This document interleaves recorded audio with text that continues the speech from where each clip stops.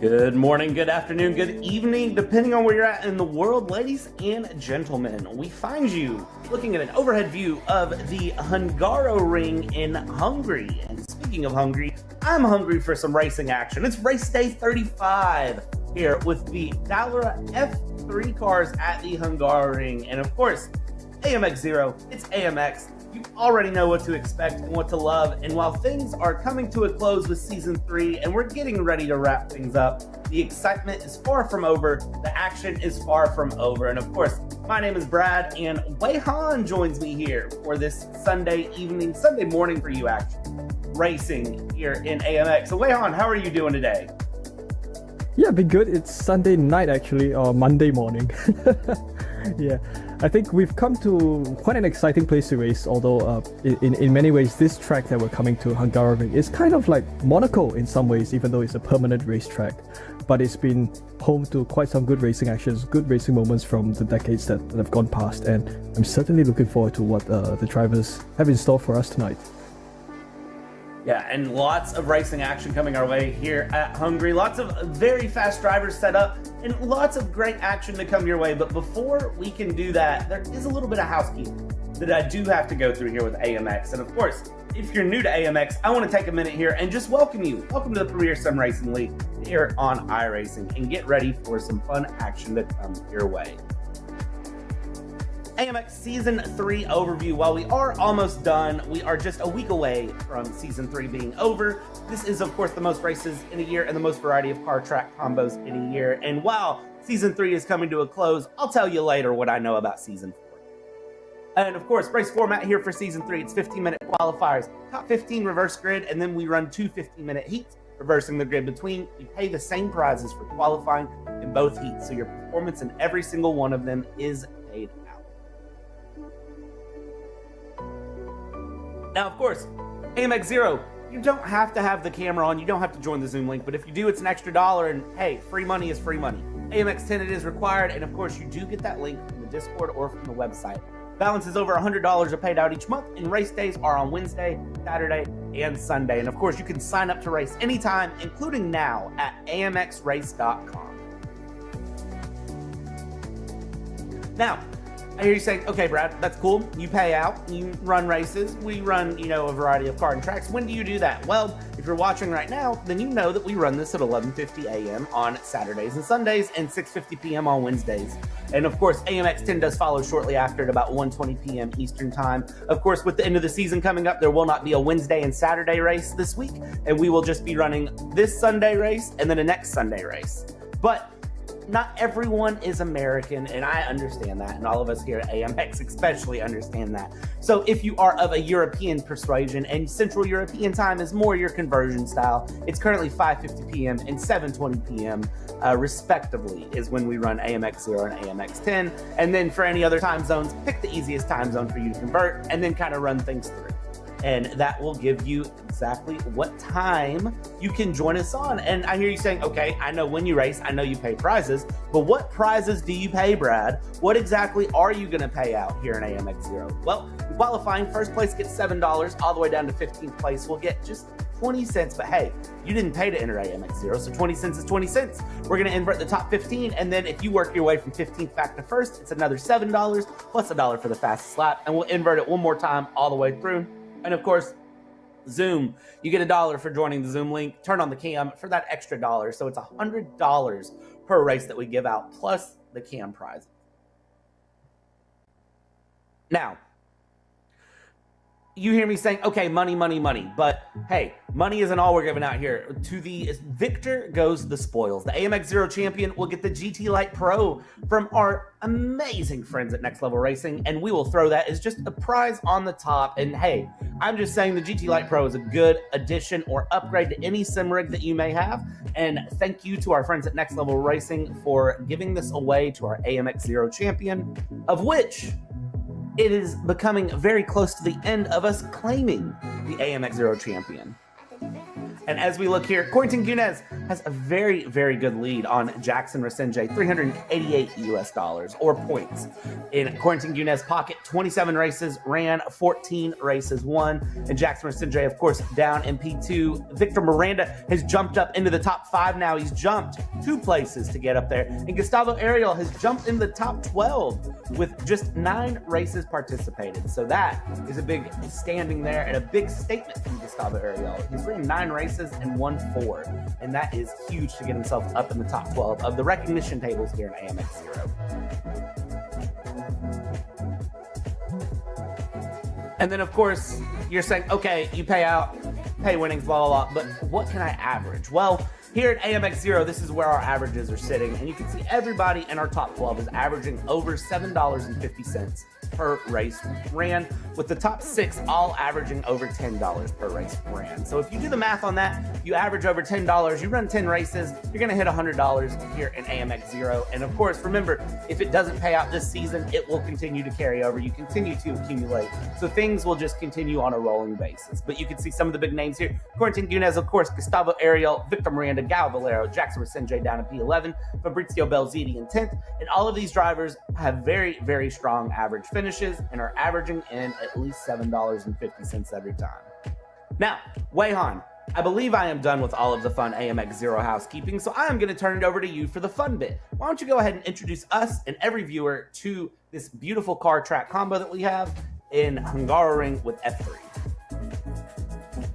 Yes, so we have indeed come to Hungaroring, the site of the Hungarian Grand Prix, which first opened in 1986. So in fact, it was the first racetrack to host a Formula One Grand Prix event in Eastern Europe back in the second half of the previous century. And ever since then, it's kind of seen quite a lot of good racing action and certainly a lot of great moments and significant moments as well, including the unfortunate incident where Felipe Massa in 2009 injured himself before a scary crash that happened here. So this track has seen some action, and it will hopefully also see a lot of action with the Formula 3 cars that will come here. So of course, when you take Formula 3 cars here, you don't it is absolutely one of an ideal combinations that you'll get, because this track is quite tight and it will be quite suited for open wheel cars like these Formula 3 cars. So these F3 cars are 2 steps below Formula 1 cars, as everyone knows. They have 220 horsepower, which is quite a decent amount, given that this car is only half a ton heavy. And of course, when you have Formula 3 cars here at Hungaroring, you'll get good racing action, just like you will with any other car at this track. So we will. F3 cars. Go ahead, Yes. Wei-Han. Go ahead. I don't want to take your thunder. Friendly. Sure. Yeah, I think we've seen some F3 cars race previously in this season, and I think with those races we've kind of had quite good racing action. But one of the changes that will kind of happen here as we come to the Hungaroring is that because this track is quite tight, it's tighter than usual, overtaking will be quite difficult. So I think the typical strategy of using your qualifying to kind of put yourself in a good position for the race won't really work here because of the reverse grids. So it's going to be so interesting to see how these drivers will handle that challenge, especially for drivers who start from the second half of the grid. I will say, if you're a driver, the goal is you gotta go fast, and the drivers are not gonna slow down at all. And of course, F3 runs 30 car grids in real life, and I am counting a collective number of, I believe, 26 cars on our grid right now. I might be wrong. So we're running a fairly true to real life setup, and I don't know who we're on board with. I believe this is Tomas Simon running out of Valache, and you probably need to remind Simon here that this is just qualifying. You don't need to go side by side through there. And Tomas Simon, one of our VR drivers, has a lot of good pace, and VR is kind of a unique thing here in iRacing. It's something that you hear a lot of back and forth about, but I personally race in VR when I can, and I do enjoy VR. It gives you a little bit more dialed in. You can actually turn and look at the corners and spot your apexes. It gives you a little bit more freedom, and you can see that Tomas Simon, even though this is just an outlap, is absolutely not holding anything back here. Wei-Han. Yeah, it is also worth noting that, well, of course, for one, if you're using VR at a track at like Hungaroring, it will help you immensely because this is one of those places where you need a good visual of the corners that you're taking in order to get a good outcome for your lap time here. But it's also worth noting that Tamasimo is one of two drivers from Hungary. So in fact, this is his home track that he's racing at.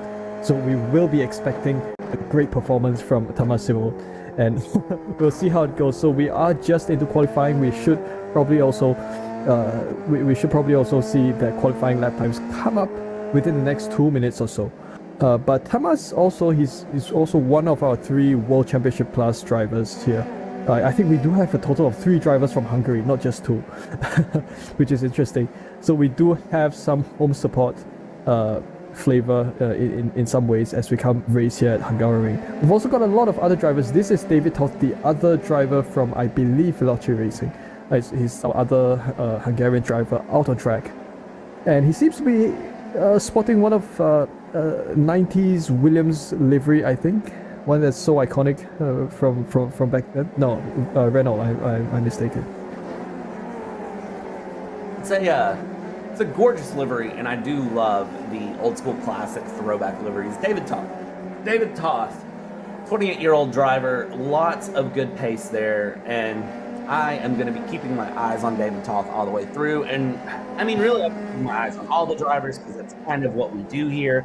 But David Toth is definitely going to be set up for a very good race today. Currently going through and running around. We've got a variety of drivers and variety of just comfort levels through, but David Toth just looks real comfortable here. And if you are a very serious sim racer, there's certain cars and tracks that, you know, you kind of just learn and go through. A lot of people in iRacing look at the GTs and, you know, GTPs, which we have coming up in AMX10, and they're very much about the mindset of I want to run road, I want to run mixed classes, but getting comfortable in these open wheel cars is something that you have to do as well to be a very effective iRacer, because you learn a lot of things like David Toth learning how to lock the front wheel on that entry into turn 1 here in Hungary, which is a very, very tricky turn 1.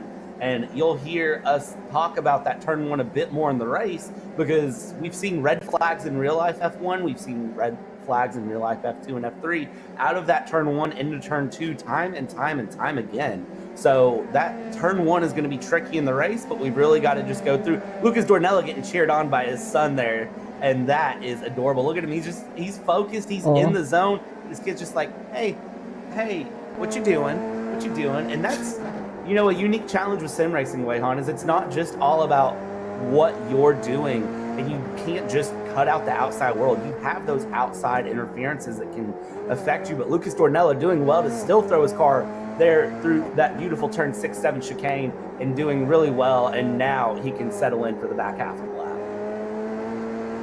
Oh, so cute. Oh, and his son has just walked off. Well, we had a Hungarian pole just now. Norbert Leitner set a pole lap time before being dethroned by the one and only Gustavo Ariel. Well, there is quite a bit of an iRating difference there, so that's probably not unexpected. But otherwise, Leitner across the line once again for to retake pole position from Ariel. And he does so indeed. He's just set a lap time of 1:37.019, which is 0.2 of a second ahead of anyone else here at Hungary. So, well, I'm personally going to probably root for Leitner to continue to hold on to his pole position, because, you know, he has to do this track justice, being his home track in so many ways. So you can also kind of see from this perspective that although it doesn't seem like this track is narrow, if when you're driving this car on this track, overtaking is difficult. I guess you've just seen that tackling those corners, the track does seem to be quite a fair bit narrower than usual. But so these drivers will have to play it smart later on if they want to have a shot at overtaking. I don't think there are plenty of overtaking opportunities here, because if you look at how the track is, especially these corners, it's quite hard to make a pass. But I think especially the fast drivers, they would be able to perhaps think of something later on. So this is Leitner continuing to sit on pole position, with Alberto Senao from, I believe, Portugal, sitting in what is now certain as Gustavo Ariel retakes pole once again with a 1:36.484. So that's a huge gap ahead of Norbert Leitner. So, Brad, who would you root for to take pole position?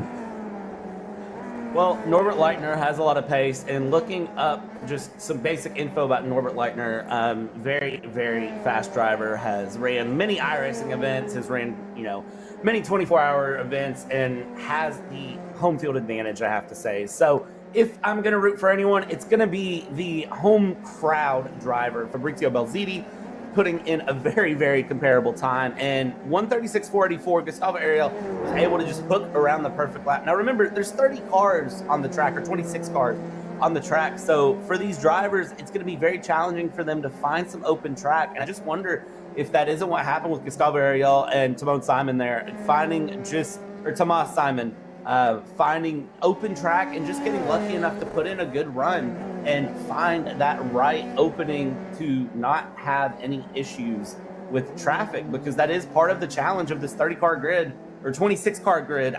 We're so close to that 30 mark, is finding that setup and finding just enough space. Jackson Rasenje running the Red Bull livery here in the F3 cars. A good toss up there. And Jackson Rasenje, of course, the Tony Kanaan Texaco driver, running a classic livery setup here on the F3s. Looks very, very true to life. And you can see Jackson Rasenje very, very comfortable there down in the bottom. Has the Formula rim on and is just running the qualifying session he knows. Currently setting P18 in that number 18, but is going to try to work his way up the top 15 so he can take advantage of that inverted grid as he can. So we do have a Gustavo Ariel, the only non-Hungarian up on pole position, breaking through the Hungarian 234 that we have at this point. But this is Thomas Simon. He's going to come across the line, and we'll see if he's able to best his previous lap time to perhaps take pole. Unfortunately, doesn't seem to do so. Continues to hold on to second position. So this is Thomas Simon from Team Veloce VEXT. If you're interested in following Thomas Simon on social media, his tag is on screen right there. So one of our fast drivers on grid indeed. He's one of our three drivers in the World Championship Series on iRacing, which I believe is using the Porsche 911 Cup cars, which is quite a difference from this Formula 3 car that's being driven here. So certainly the fastest drivers here are also among the most adaptable. As we have a look at some of the, as we continue to have a look at Thomas Simon and some of the other drivers taking their cars around Hungaroring, and we kind of do have most of the drivers who've already set down their qualifying lap time. So all the drivers are within 2 seconds of one another, from mid 136 to mid 138. So that's a great indication of where exactly the drivers are at in terms of pace. This is Dylan Thompson, currently set on the grid as well. He's got a lap time of 138, mid 138, so we'll see if he's able to best his previous lap time attempt as he takes on another lap here at Hungaroring. And as we just said that, I think Gustavo Ariel set a new session best lap time of a high 136.4. Yeah, drivers continuing to fly through. And I will tell you that the big thing with it is, with these cars, because Formula is kind of my bread and butter. It's what got me started in sim racing was, F1, F2. But these Formula 3 cars are just over half a ton. They're 220 horsepower. They're a little bit less power than the F2 cars, and they're all stock, so you don't have anything crazy. And of course, here in AMX, we run baseline setups unless there's a track-specific setup. So the drivers are all running a similar setup, so it does come down to a bit of comfort level. And seeing that all of these drivers are separated by just about 2 seconds is, it's impressive to show that pace difference. It's 2.16 seconds, the gap from Tomas Simon all the way down into P23 at the moment, Dylan David Thompson.